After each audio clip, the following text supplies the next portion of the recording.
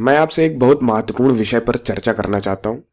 हमने देखा है कि हमेशा एक बहस का मुद्दा होता है कि विराट कोहली और सचिन तेंदुलकर में कौन ज्यादा अच्छा बल्लेबाज है। यहां सचिन तेंदुलकर का चित्र क्रिएटिव कॉमन्स लाइसेंस 3.0 से लिया गया है तथा विराट कोहली का चित्र पिक्साबे से लिया गया है। सामान्यतः लोग कहते हैं कि विराट कोहली ने 13,848 रन बनाए हैं तथा सचिन तेंदुलकर ने 18,426 रन बनाए हैं। लेकिन फिर लोग इनके बल्लेबाजी औसत को देखते हैं और अक्सर बहस करते हैं कि औसत या बल्लेबाजी औसत या फिर कहें विराट कोहली के द्वारा बनाए गए कुल रनों का माध्य, जिसका यह भी मतलब है कि प्रत्येक पारी में विराट के द्वारा बनाए गए रन वो यहां पर 58.7 है, जहां पर सचिन के लिए यह 44.8 है। लेकिन विराट का अभी क्रिकेट करियर जारी है, खत्म नहीं हुआ है। तो यह हमेशा बहस का मुद्दा रहेगा कि कौन ज्यादा बेहतर है। जब कभी आप इस तरह की बहसबाजी में पड़े तो आप हमेशा याद रखें कि जब आप इस तरह के दो डेटा सेट यानी कि डेटा समुच्चय जो कि यहां खिलाड़ियों का प्रदर्शन है, इनकी तुलना करना चाहते हैं तो आप भिन्न भिन्न प्राचलों यानी कि पैरामीटर्स को देखते हैं। यह महत्वपूर्ण बात ध्यान देने वाली है कि समांतर माध्य यानी कि अरिथमेटिक मीन औसत शब्द का ही बस एक शानदार नाम है। हमारा सामना अक्सर औसत शब्द से होता है, लेकिन उसका मतलब समांतर माध्य ही होता है। तो इन दोनों ही शब्द का मतलब एक है और इसे हम अदल बदल के इस्तेमाल करते रहेंगे। गणित में अलग अलग तरह के माध्य होते हैं जिन्हें हमें पढ़ने की आवश्यकता है। इस वीडियो में हम विशिष्ट रूप से समांतर माध्य को देखेंगे, जिसे हम अंग्रेजी में अरिथमेटिक मीन भी कहते हैं।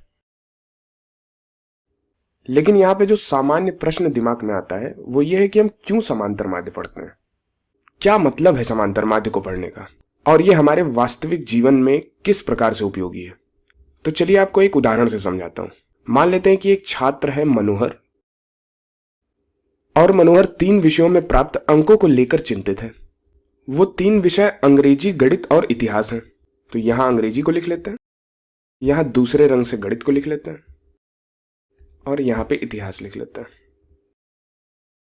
मान लेते हैं हम मनोहर का प्रदर्शन 2 परीक्षाओं में देख रहे हैं। तो पहली परीक्षा में मनोहर का ये प्रदर्शन यहां पे लिखा जाएगा, इसके विषयों के अंक यहां पे लिखे जाएंगे, इस पंक्ति में लिखे जाएंगे। और दूसरी परीक्षा में मनोहर का प्रदर्शन यहां पे लिखते हैं। मनोहर ब्रैकेट में 2 का मतलब हुआ दूसरी परीक्षा में मनोहर का प्रदर्शन इन 3 विषयों में। तो यहां पे एक चार्ट बना लेते हैं। यहां पर मनोहर प्रथम परीक्षा में अंग्रेजी विषय में 65 अंक प्राप्त करता है और प्रथम परीक्षा में गणित विषय में ये 72 अंक प्राप्त करता है तथा प्रथम परीक्षा में ये इतिहास विषय में 57 अंक प्राप्त करता है।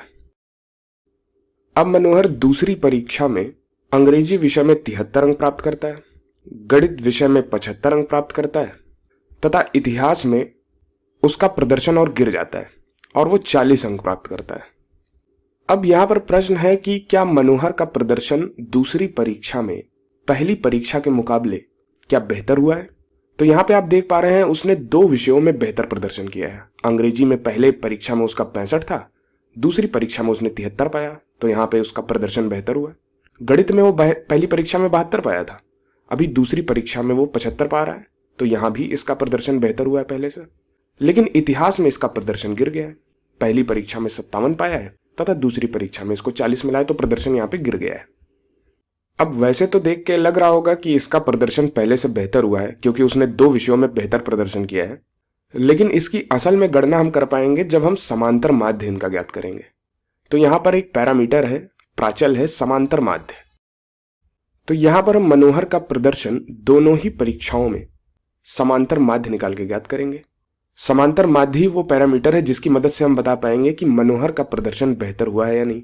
तो यहां पर हम समांतर माध्य को माध्य से लिख लेते हैं। अब हम समांतर माध्य निकालने के लिए क्या करेंगे, हम प्रत्येक परीक्षा में, जैसे कि यहां पर परीक्षा 1 में, हम प्रत्येक विषयों के अंक को जोड़ेंगे तथा कुल विषयों की संख्या या फिर कहें कुल प्रश्न पत्रों की संख्या से भाग दे देंगे। यहां 3 प्रश्न पत्र होंगे, एक अंग्रेजी का, एक गणित का और एक इतिहास का, तो इनकी संख्या से हम भाग दे देंगे। तो यहां प्रत्येक परीक्षा के लिए जो समांतर माध्य होगा वो हो जाएगा परीक्षा में प्राप्त कुल अंक बटे प्रश्न पत्रों की संख्या। तो जब हम परीक्षा 1 में मनोहर के प्रदर्शन का समांतर माध्य निकालेंगे तो हम विषयों में प्राप्त अंक को जोड़ देंगे और चूंकि 3 प्रश्न पत्र हुए हैं, एक अंग्रेजी का, एक गणित का और एक इतिहास का, तो हम 3 से भाग दे देंगे, प्राप्त योग को 3 से भाग दे देंगे। तो परीक्षा 1 में जो माध्य है वो बराबर होगा 65 प्लस 72 प्लस 57 बटे 3। तो अंश में आ जाएगा 194, इन तीनों को जोड़ने पर प्राप्त होगा 194 और बटे 3, और इसे हल करने पे आपको मिलेगा 64.67 के बराबर। तो यहां पर प्रथम परीक्षा में मनोहर का जो औसत अंक है, या फिर कहें इन 3 विषयों में प्राप्त अंकों का समांतर माध्य, वो 64.67 के बराबर है। इसका मतलब आप ये भी समझ सकते हैं कि यदि वो कोई और विषय का एग्जाम यदि दे रहा होता, मान लेते हैं हिंदी का दे रहा होता, तो हिंदी में एक जो हम उम्मीद करते कि वो कितना अंक पाएगा, तो हम उम्मीद करते कि वो 64.67 के बराबर ही अंक पाएगा। ये हम उम्मीद करते। अब पा वो कुछ भी सकता था, लेकिन हमारी जो एक उम्मीद होती उससे वो यही होती कि वो 64.67 अंक पाएगा। अब हम परीक्षा 2 में यदि हम मनोहर के प्रदर्शन का औसत निकालें, या फिर कहें उसके द्वारा विषयों में प्राप्त अंकों का समांतर माध्य निकालें, तो उसे हम लिखते हैं परीक्षा 2 माध्य। आप ऐसे समझिए कि पहली परीक्षा जैसे कि मान लेते हैं त्रैमासिक परीक्षा हो सकती है, और ये जो दूसरी परीक्षा है वो अर्धवार्षिक परीक्षा हो सकती है। तो 2 परीक्षाओं का डेटा हमने यहां लिया है। तो दूसरी परीक्षा में मनोहर के प्रदर्शन का औसत, या फिर कहें कि उसके इन 3 विषयों में प्राप्त अंकों का समांतर माध्य, ये होगा प्राप्त कुल अंक। तो कुल कितने अंक उसने प्राप्त किए इन 3 विषयों में, तो 73 प्लस 75 प्लस 40 बटे प्रश्न पत्रों की संख्या। तो कुल 3 प्रश्न पत्र हुए, तो 3 से भाग दे देंगे।